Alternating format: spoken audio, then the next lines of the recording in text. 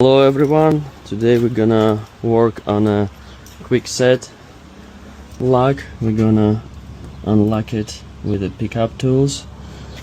So here is the difficult thing, because I don't see the numbers of the pins, so that's why it's make me a little bit difficult, but it shouldn't be so difficult.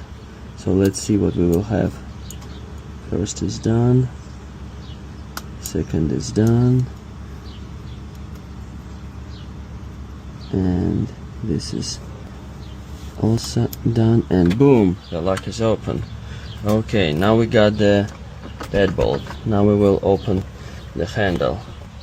So basically you can put something here, but you can damage a frame, so that's why I will use again pickup tool, and we will open it without any damages for a frame. Same thing here.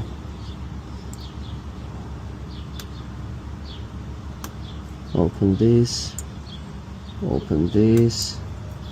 then open number 4,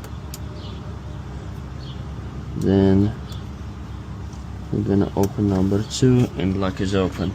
Oh no, we locked it again. So we're gonna make other way. Okay.